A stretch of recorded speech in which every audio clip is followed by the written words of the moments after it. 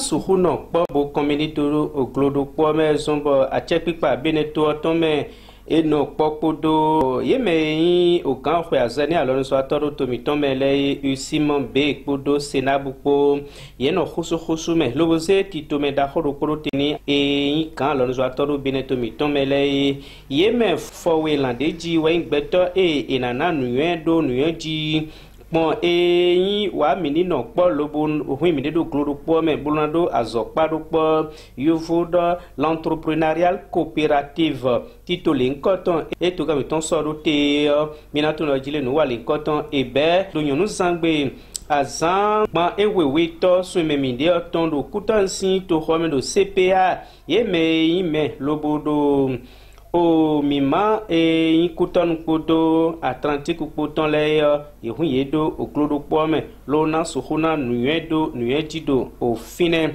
temon kotome amozon joano ewaiho lo wado dide pondo mejile nuiwa elo ekwindo mejile minano po lobona hwimido oklodo pome lona dovoni azokpa emido o ekwimowe Minano, lobona suhuwa nubonukon yina tin mini no po eneo medaho edoho.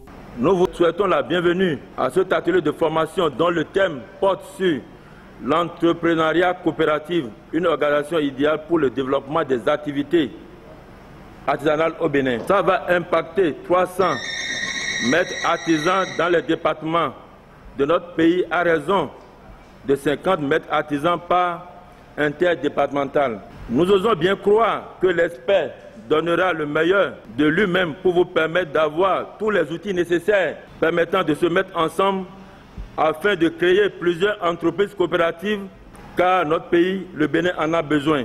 À travers cette formation proposée par vos deux présidents fêtières, Lucimbe et la Sénab souhaitent vous inculquer l'idée de se mettre ensemble pour créer de grands pôles de développement économique pour notre pays, le Bénin.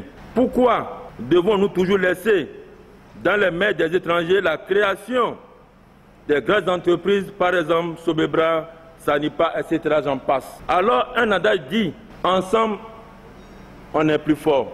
Si ce qui nous unit est plus fort que ce qui nous divise, alors nous pensons qu'en se mettant ensemble, nous amène à être plus forts. Alors, pourquoi peut-on pas se mettre ensemble pour créer, par exemple, une unité de fabrication de pain local à l'image de l'Est-Sobétès, etc. j'en passe. Nous profitons en même temps pour remercier le gouvernement pour tout ce qu'il fait pour nous, les artisans. Vive le développement des entreprises artisanales coopératives, vive l'artisanat au service du développement, nous vous remercions. O kan ehwe azeni usim be medahode suo ewaiho loboa do hodo temon kotome. Ces genres de formation au bénéfice de nos artisans dans le plan de travail annuel du Fonds de développement de l'artisanat. Nous l'avons accepté parce que nous mesurons l'importance de ces différents thèmes retenus pour vous entretenir durant quelques jours. Nous mesurons l'importance parce que le collègue l'a su bien dire, l'expérience a su démontrer. Plus nous sommes ensemble, plus nous sommes forts. Nous entretenir et avoir des idées de se mettre en coopérative, je pense que ça serait l'idéal.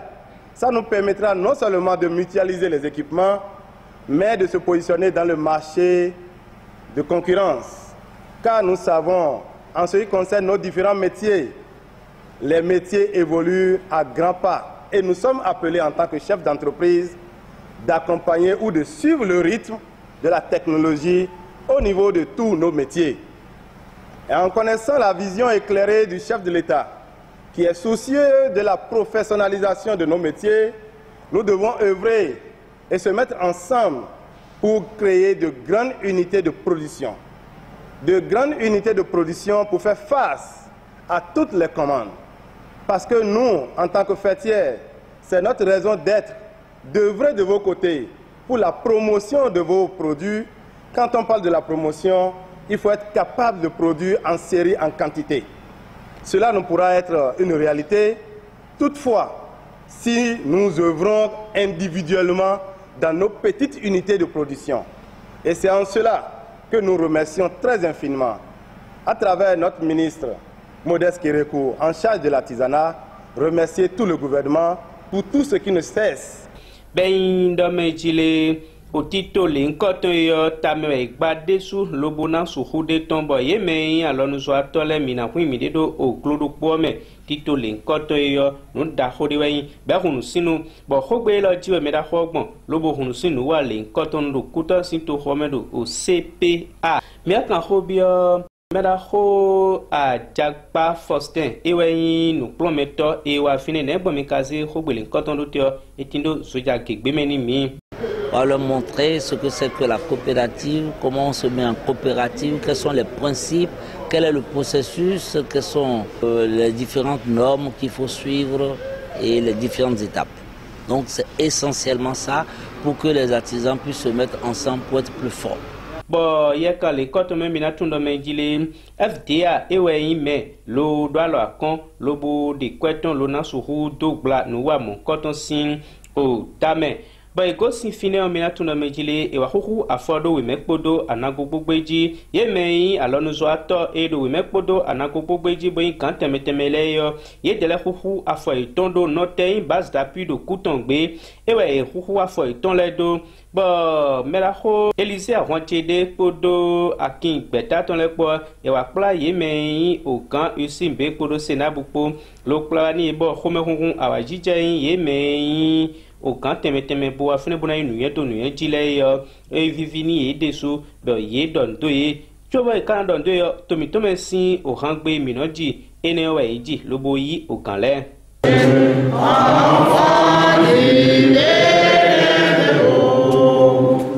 mi tete e wa ho lobo do me jile mini hui mi de do klodo po me pe hwan do po jan me da ho o amozon chuano e insedo ye Midoto Oho et Medaho Edoy. Je tiens à remercier le Fonds de développement de l'artisanat.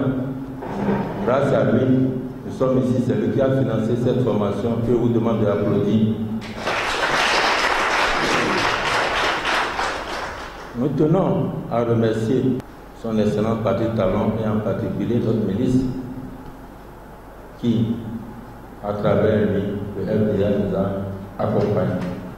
Je vous invite à méditer et aussi à suivre cette formation de façon attentive. Je sais que l'expert donnera le meilleur de lui-même. Vive le développement des entreprises coopératives, vive l'artisanat et le développement. Nous vous remercions. Merci. Miadon sepo Elise Ahwanchede et nous contoni Usimo Weme Plateau Bedoho. Je suis Élysée Ahwanchede, président de la Chambre interdépartementale des métiers de Lomé du Plateau. Et c'est une formation qui nous amène à comprendre un peu ce que nous appelons une entreprise artisanale, ce que nous appelons un artisan et ce que nous appelons aussi un maître artisan. Et nous avons parlé aussi de l'aide familiale, nous avons parlé aussi de ce que c'est qu'un apprenti.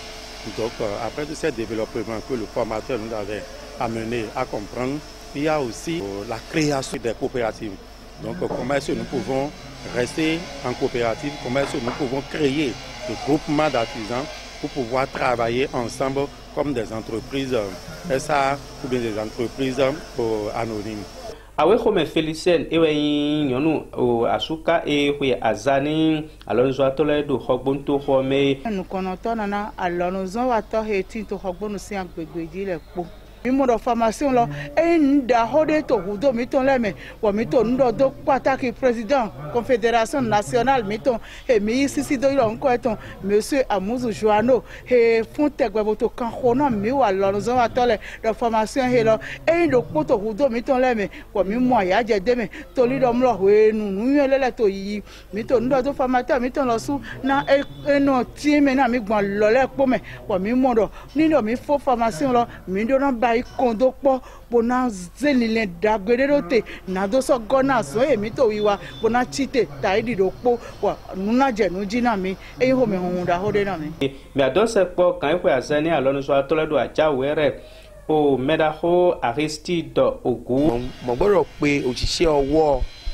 plateau wọn ti Àjàwẹ̀rẹ̀ wọn yòókù fún ká fún wọn lé ìdánilẹ́kọ̀ọ́ yé àwa ká gbà lé ibi eléni torí ó jẹ́ ìdánilẹ́kọ̀ọ́ pàtàkì yìí yíyá mú ẹ̀ka òṣìṣẹ́ ọwọ́ ìwà á mú sí lọ ibi ìdàgbàsókè ní ẹ̀ka Benin.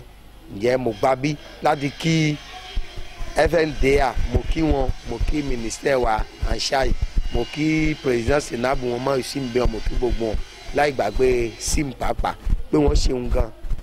Ọlọ́run bá tọ́ ràn wọ́n lọ jù wọ́n lọ. Wọ́n kó máa rántí wa, wọ́n kó mọ̀ fún wa sílẹ̀ fún iṣẹ́ ọwọ́ lé ìlú wa Benin kó lè ní ìdàgbàsókè.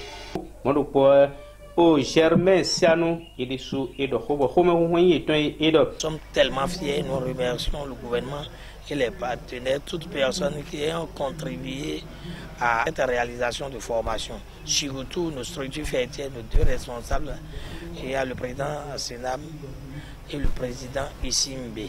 O tola miton wewe Edo Beneto me bi huiwe e setitule nkotona jondo hun tola enewe ko yin tola e na suhudo o mimado numo kotome Africa Soleil Media mi do tome.